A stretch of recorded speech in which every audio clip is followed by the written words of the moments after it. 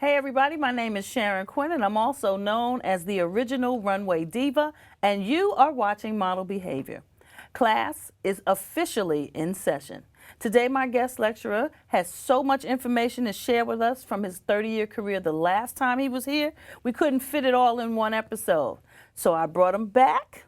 Commercial print model, dancer, actor, makeup artist, brother Bruce Hawkins is back to school us one more time. Welcome back to Model Behavior, Bruce Hawkins. Oh, How you thank you. doing today? I'm doing good. Thank you so much for coming back. Thank you for having me back. Your show, the feedback has been just overwhelmingly positive. Oh, that's nice. I'm about glad. what you talked about. So I definitely want you to come back. I know you got a lot of stuff that you want to share. Yes, I do. But before I let you start talking about what you want to talk about, I know you don't want to talk about you, but we are going to talk a little bit about you. Okay. Now, Sabrina gave me some questions. I'm going to run through them really quickly. You've been successful in many genres. Did you think there was an area maybe that you wanted to concentrate and just focus on one thing maybe? There was an original goal, but as I stepped into the industry, I found that goal was not realistic for what I thought I was. Sometimes our dreams get in the way of what the reality of the world is. And when you step into an industry, this is the common mistake that a lot of young models make, is that when you step into the industry, you have an idea of where you belong, but that might not be the place where you're going to make your most money. And it might not be a good fit for you. It might be your fantasy fit, but it's not a good fit for what you actually are. I really wanted to be a male model, high fashion, and doing those kinds of things. I was lucky enough to be almost the right size, but I wasn't quite the size that you should be. I was a little smaller because of the dance career. I was never able to keep any body weight on, and I was also not very sexual in my presentation.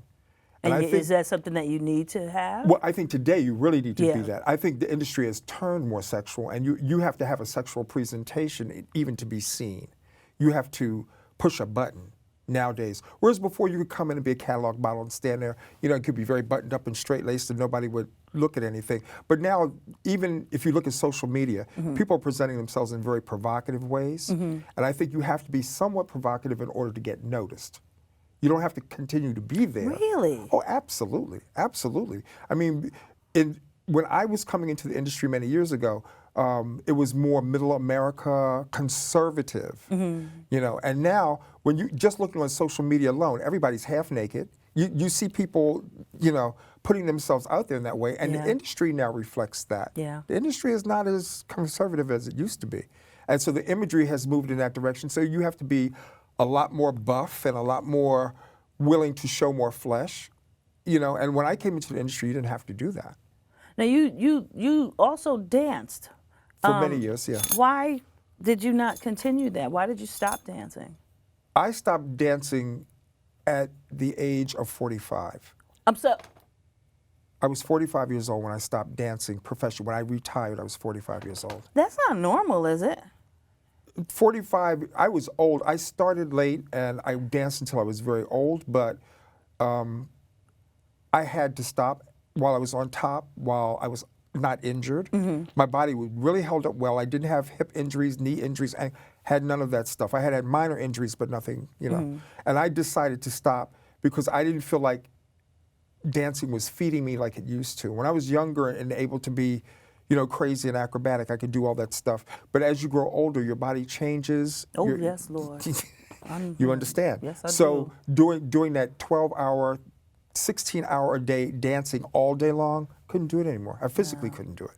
And I decided at my age, I was maturing in a way where I needed to do something that was a little more, what would I call it, just easier on the body. You know what I'm saying?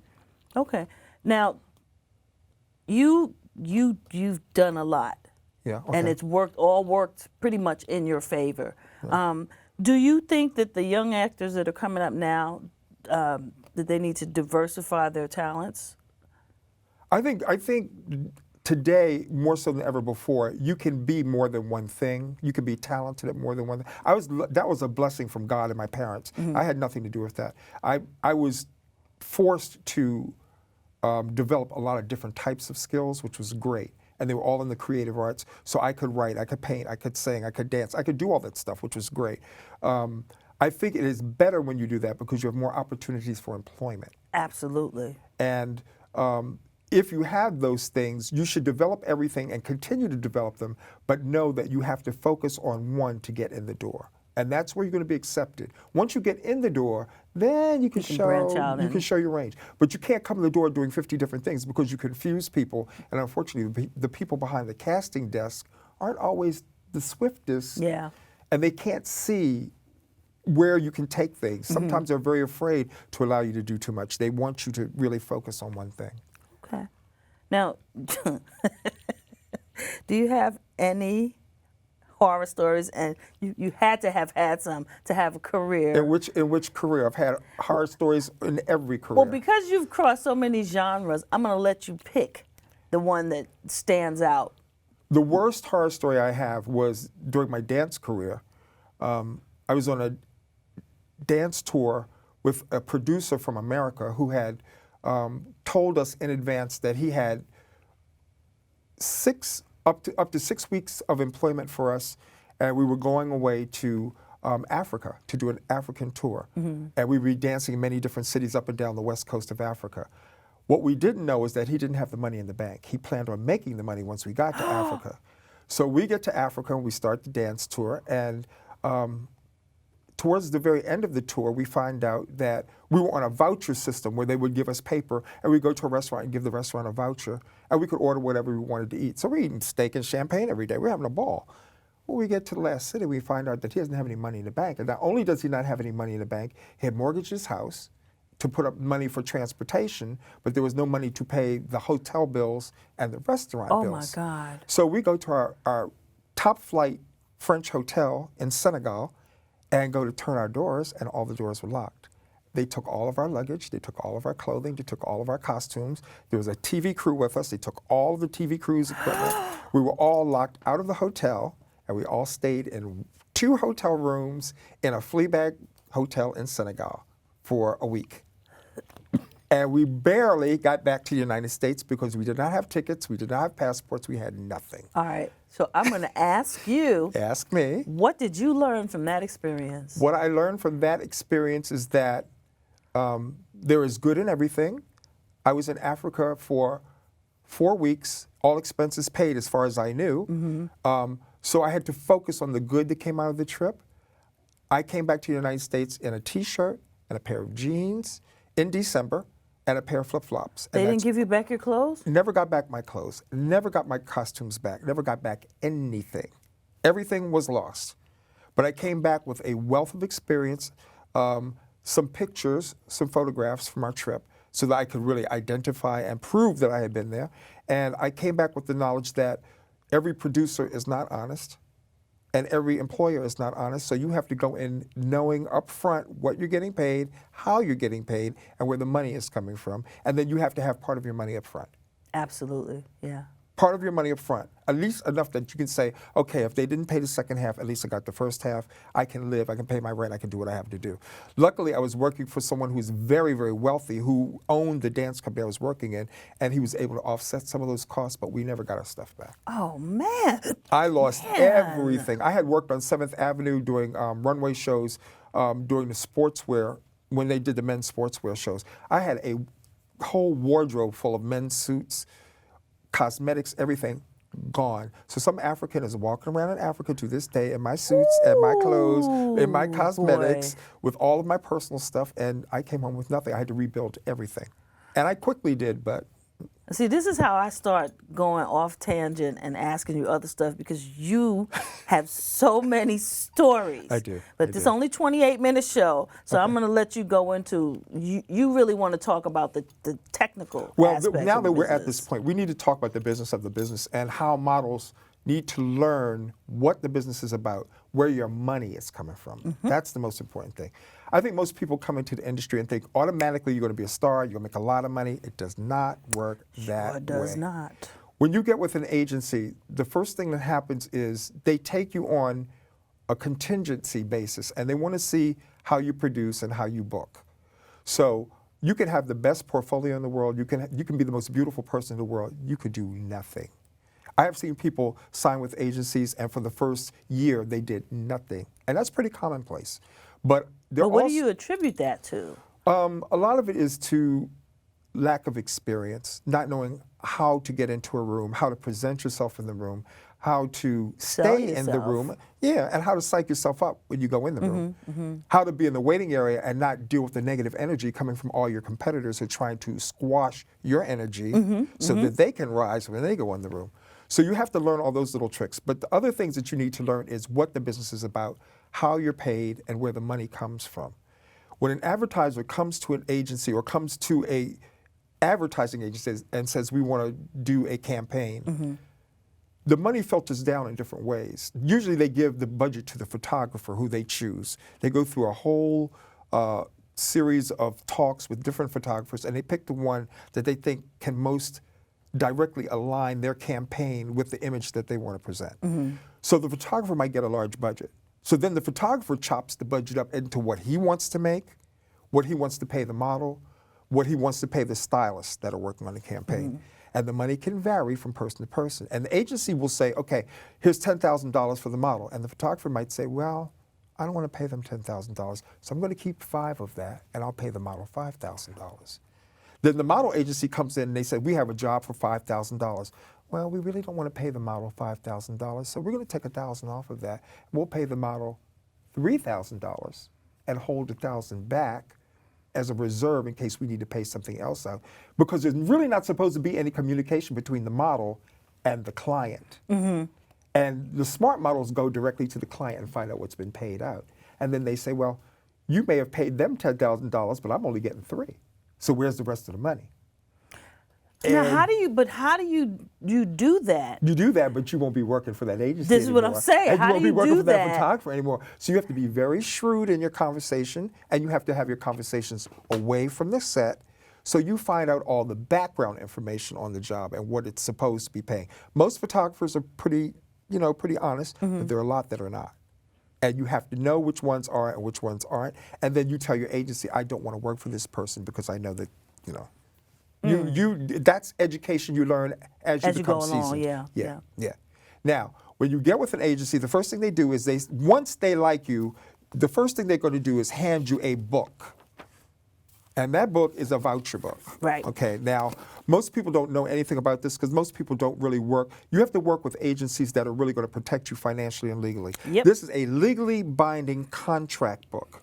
Okay, and it has many, many different sheets and pages to it. So I bought one that's a little bit larger so you can see it and it can explain. I'm going to cover the agency so you can see who it is. But this is your voucher. This is your pay voucher. This is like a time slip that you would hand in at any job that you work on. Okay, and in this particular time slip, it has all of the details about the employment that you're going to do. So it tells you how much it can be used for, the length of time it can be used for, what you're getting paid, the hours that you're putting in, your name, your information, also the agency's name and information. The person you're working for. The person you're working for, and everybody has to sign this in duplicate and triplicate. So as you can see, this has many different sides to it. What happens if you don't get that signed? If you don't get this signed, well, nowadays things are being done differently. It's a little different now, but back then, if you didn't get this signed, you don't get paid. You didn't get paid. And this should be the number one thing that you deal with when you go on the set. When you walk in and you say hello pleasantly to everybody, you lay your voucher down on the table and you make them aware this has to be signed before I leave out of here. And really it should be signed before you start working. But before I leave out of here, all this has to be taken care of. And you need to meet the person that's supposed to sign your voucher. And get their business card. Yep. Because a lot of people will let somebody sign it and they'll come to the agency and they say, who signed this? Duh. Well, there goes your money out the window. You have to know what this is. Now, vouchers are an official legal document that binds you to a 90-day agreement. The first 30 days of that 90-day agreement is for you to fill out your own paperwork and mail this back to your agency. So if it gets lost in the mail, they can find it, this, that, and other. You have 30 days to turn this into your agent. Once it gets on your agent's desk, the agent then has to review it, make sure everybody has signed, and then the agent has 30 days to send this to the advertising agency who's going to pay. Then the advertising agency gets it, and they have 30 days to fill out this and to turn it over to payroll and get the check cut and sent back to the agency. What he is saying, guys, is that it can take up to 90 days to get paid. So you're not going to do a show on Tuesday and expect money on Friday, not even the following Friday, because it just doesn't work like that. Unless every time you join an agency, they tell you how much you're getting paid and they tell you the percentage they're taking. If you are a top flight, one of the 5 models in the world who's like the top of the business, you don't pay any commission. Every model pays commission on every job, and that commission normally is 20% of whatever they tell you you're making. So not only are they getting a finder's fee for finding This is what I was going to say. which is under the table, you don't know about this as the model, the agency is already getting paid for finding you.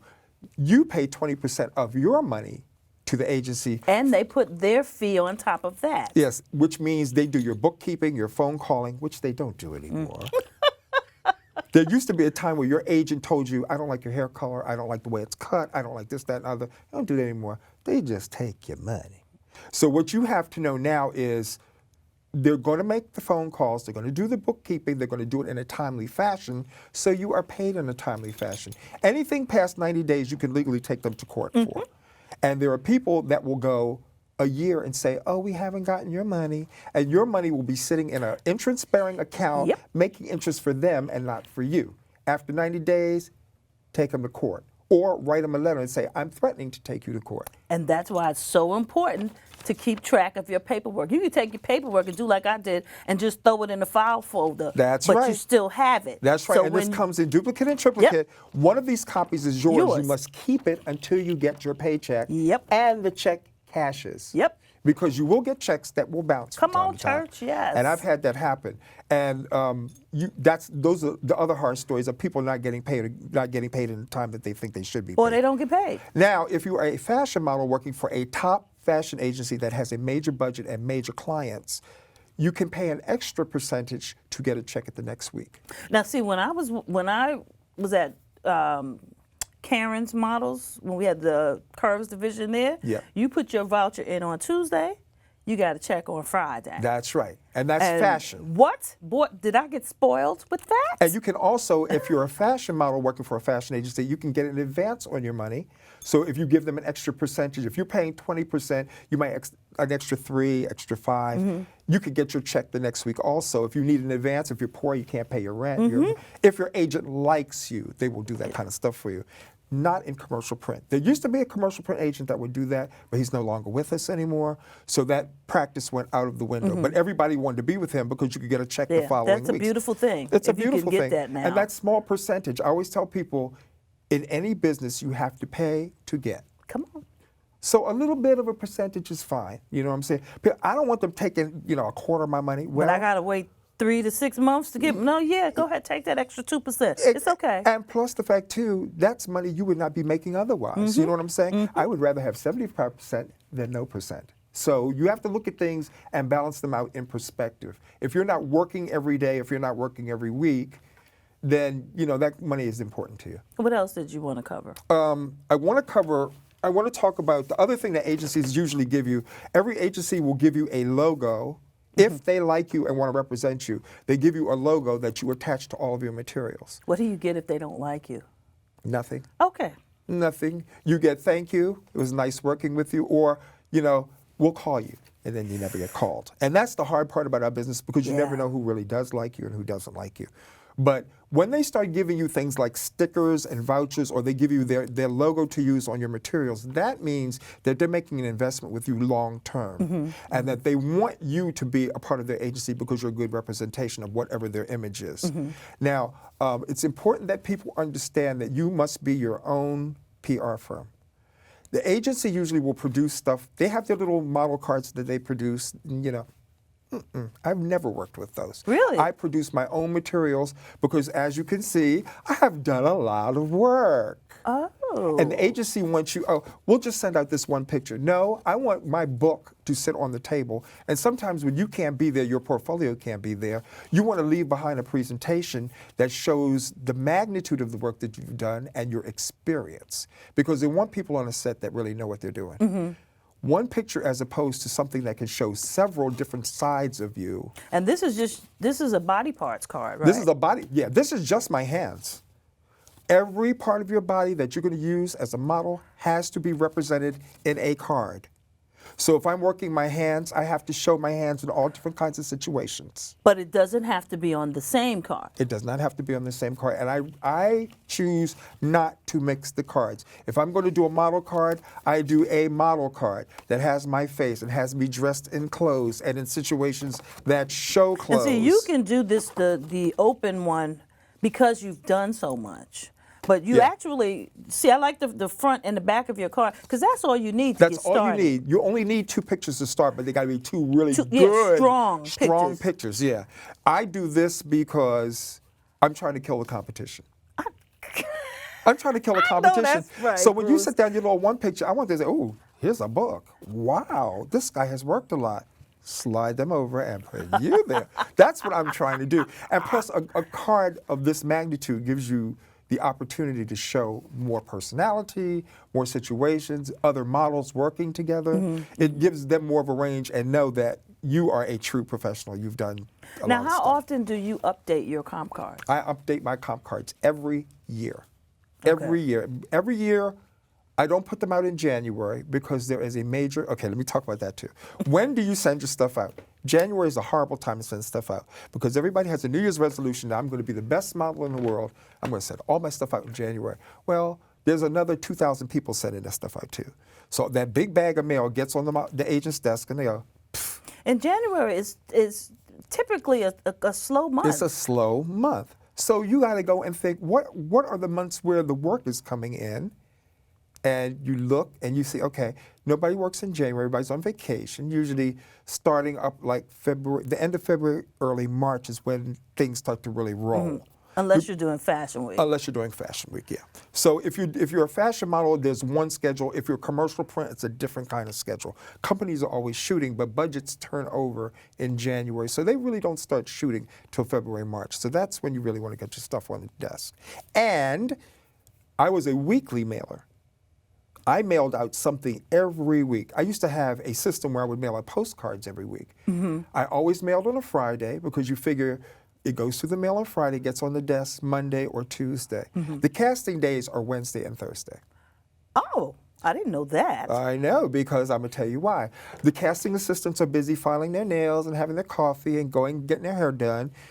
Monday is a dead day for everybody. Right. They're fielding phone calls and putting out fires from last week. Tuesday, the mail comes in, and that's when they actually start sorting and pushing stuff around. The calls actually start coming in on Tuesday, but they start dealing with them on Wednesday. So you want to make sure your stuff is on that desk on Tuesday. That's why you mail on Friday, to make sure the new mail comes in on Tuesday, so you want to be there on Tuesday. The calls go out on Wednesday and Thursday.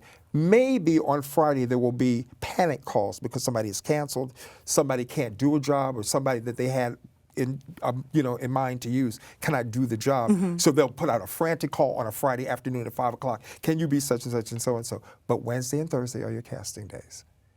You guys, I hope y'all are writing that down because I just learned something new. I so did not know that, and I've been doing this for a long time. Yeah, and you think about any job. Mondays, everybody's like, I don't feel like dealing with this job, and people don't want to work.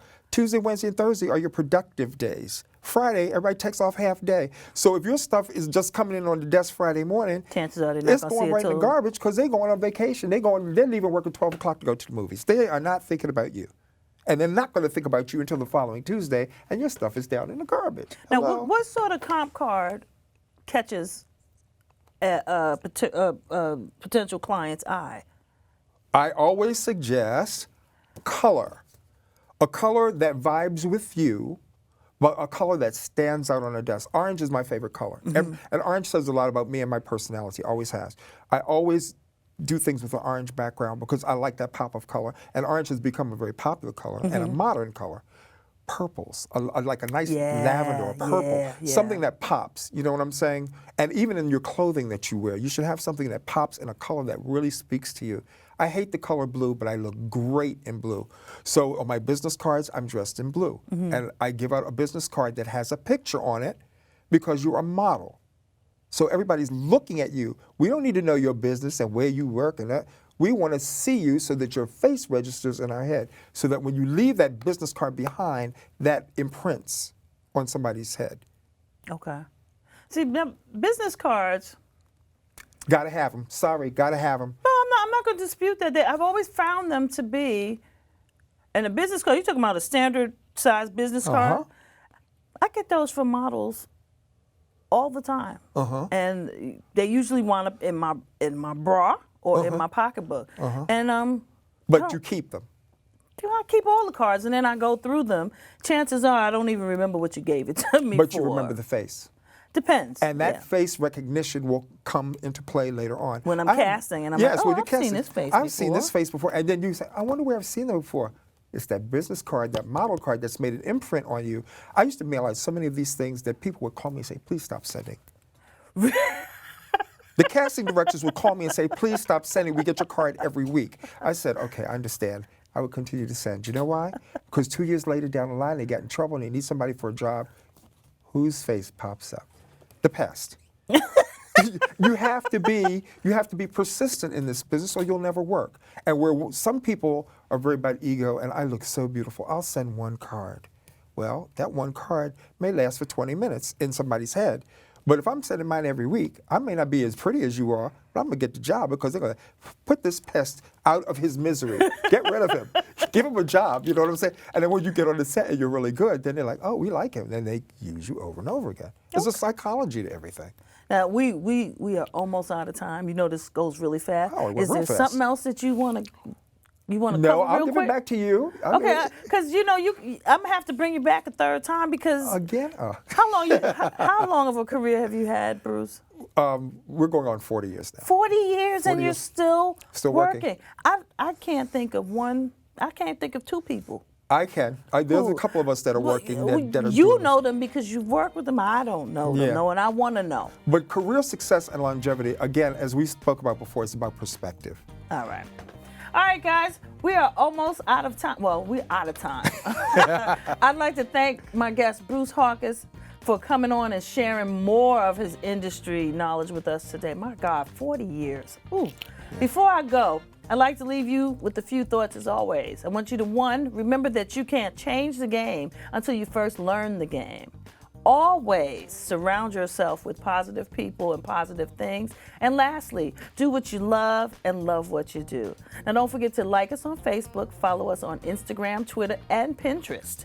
Thanks for watching Model Behavior, and I'll see you next week. Class is officially dismissed. Bye, y'all. You got so much That was so stuff. fast.